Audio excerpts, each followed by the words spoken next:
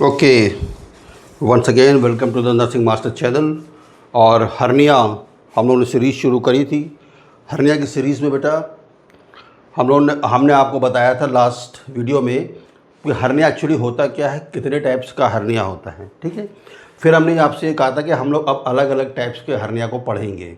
ठीक है, तो मैंने ये भी कहा था कि जैसे जैसे कमेंट्स आएंगे, जैसे जैसे लोगों को मेरे पास जो बातें उन लोग करेंगे, उसी हिसाब से हम अपना काम शुरू करेंगे। तो मेरे पास सबसे पहले इंग्वाइनल हर्निया का ही कमेंट आया, तो आओ इंग्वाइनल हर्निया देखते हैं शॉर्ट में। ऐसे तो बहुत डिटेल है, लेकिन हम लोग नर्सिंग पॉइंट ऑफ व्यू से देखेंगे कि हमें जितना जानने की ज़रूरत है उतना अपन जानेंगे। ओके, सो इंग्वाइनल हर्निया। तो अभी इसको छोड़ो, अभी इस पे आओ। ठीक है, ये एक मेल का डायग्राम है, मेल रिप्रोडक्टिव सिस्टम का। इसको इसलिए बनाया गया है ताकि यहीं से आपको पता चलेगा कि इंग्वाइनल हर्निया होती क्या चीज़ है। तो बेटा ये एक पूरा क्या, जो ये रेड से आप देख रहे हैं, this is a inguinal canal. ये एक इंग्वाइनल कैनाल है। कैनाल जो है, इंग्वाइनल कैनाल, जब मेल बेबी ऊंब में होता है तो किडनी के पास यहाँ पर क्या बनती है, टेस्टिस। ठीक है, and then this testis gets descended. और ये डिसेंड होती है किससे? ये डिसेंड होती है इसी इंग्वाइनल कैनाल से। उसके बाद जब ये डिसेंड होकर चली जाती है और टेस्टिस यहाँ पर आके स्क्रोटम में फिक्स हो जाती है, फिर ये इंग्वाइनल कैनाल क्या हो जाती है, क्लोज हो जाती है। बहुत ध्यान से सुनेंगे तभी इसका मतलब समझ पाएंगे। फिर ये इंग्वाइनल कैनाल क्या हो जाती है, क्लोज हो जाती है। और इधर आपके पास मसल्स है, मस्कुलर पूरा सिस्टम है। ठीक है, तो जो मसल है ये these are all the walls किसकी है, इंग्वाइनल कैनाल की। So this is a inguinal ring, जहाँ से ये टेस्टिस जैसे ही बेबी मदर के उम्र से बाहर आने से कुछ दिन पहले ही ये टेस्टिस क्या होती है, इस इंग्वाइनल कैनाल से डिसेंड होकर स्क्रोटम में चली आती है। This is a normal procedure. Clear है? नाउ अब अपन देखेंगे indirect inguinal hernia and direct inguinal hernia. ठीक है, सो दिस इज द टेस्टिस, ये स्क्रोटम है। आपको पता है स्क्रोटम बॉडी के बाहर होता है, क्योंकि इन टेस्टिस या जो स्पर्म्स का वो प्रोडक्शन होता है वो इतनी हीट में जो 37 degree centigrade human body temperature है उतने में नहीं हो पाएगा। चलो इसको कम टेम्परेचर चाहिए, इसीलिए बाहर रहती है। ठीक है, उसके अंदर टेस्टिस है। This is a spermatic cord, और इसके चारों ओर जो रेड से देख रहे हैं, this is inguinal canal. This is over.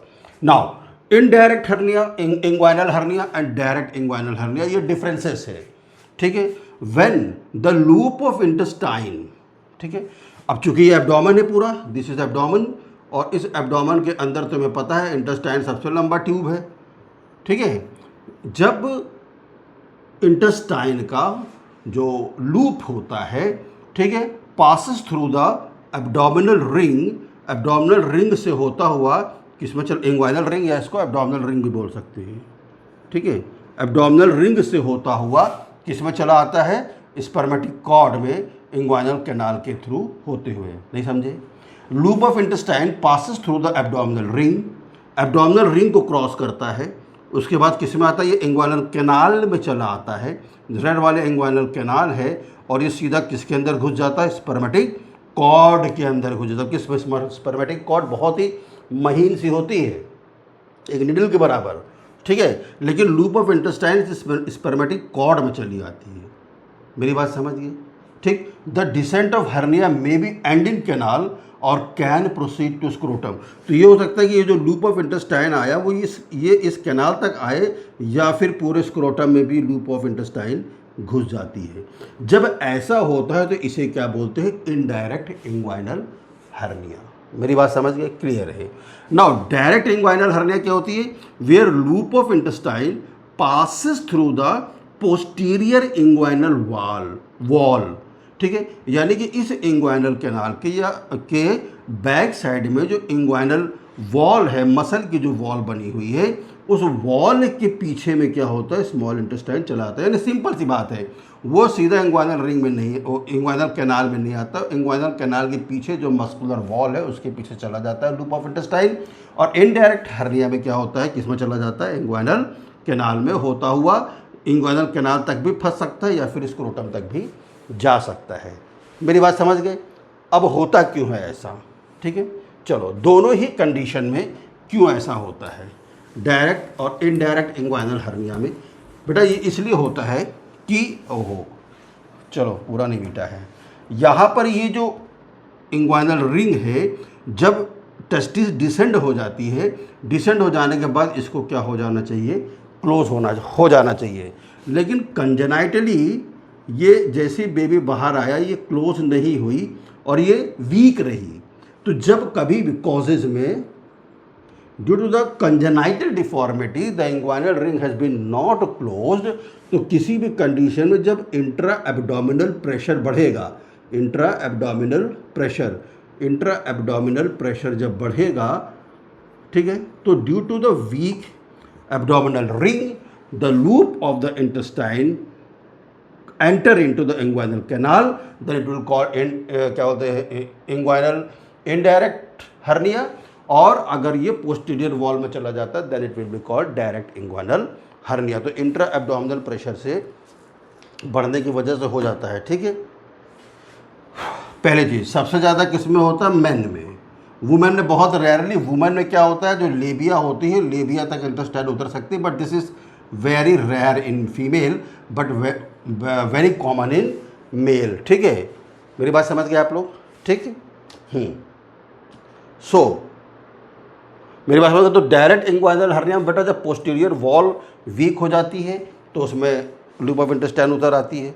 Indirect inguinal hernia में क्या होता है, कंजेनाइटल डिफेक्ट रहता है। क्यों? क्योंकि ये जो एब्डोमिनल रिंग है ये बंद नहीं हुई है और वीकनेस के कारण क्या हो गई, उसके अंदर से इंटेस्टाइन बाहर नहीं। वीकनेस मतलब पेशेंट की वीकनेस नहीं, मसल की वीकनेस के कारण, ठीक है। मेरी बात समझ गए।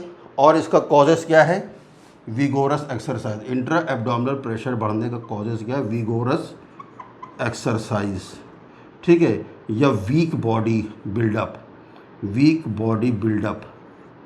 बहुत कमज़ोर है ना, obesity. So these are the causes for direct and indirect inguinal hernia, ठीक है। बट इसका साइन सिम्टम क्या है, जो ग्रोइन में, जहाँ ग्रोइन का पार्ट है ना, ऐसे करके ग्रोइन का पार्ट होता है ना, यहाँ से शुरू होता है ऐसे पैर, ठीक है। ये जो ग्रोइन का पार्ट है, इस ग्रोइन के पार्ट में क्या दिखाई देता है साइन सिम्टम्स में, लंप मतलब होता है सूजा हुआ पिलपिला सा ऐसे दिखाई देता है, स्किन फोड़ के बाहर नहीं आता, ठीक है। तो लंप अपने को दिखाई देता है, ठीक है। जब पेशेंट लाई डाउन हो जाता है तो वो अपने आप वापस चली जाती है, ठीक है। या फिर पेशेंट क्या बोलते हैं, अगर खड़ा रहता है तो वो फिर नीचे क्या हो जाती है, उतर जाती है। तो एक नॉन मेडिकल, इसका मैनेजमेंट देख लेते हैं।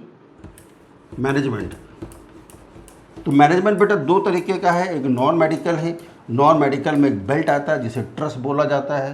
तो मैनेजमेंट में क्या करते हैं, अगर पेशेंट को क्या दे देते हैं, बेल्ट आता है, इसको इंग्वाइनल बेल्ट बोलते हैं, दिस इज़ कॉल्ड ट्रस। तो इसको क्या करते हैं, पेशेंट की ग्रोइन में जो रहता है वहाँ पर इसको फंसा देते हैं, इंग्वाइनल बेल्ट, ठीक है।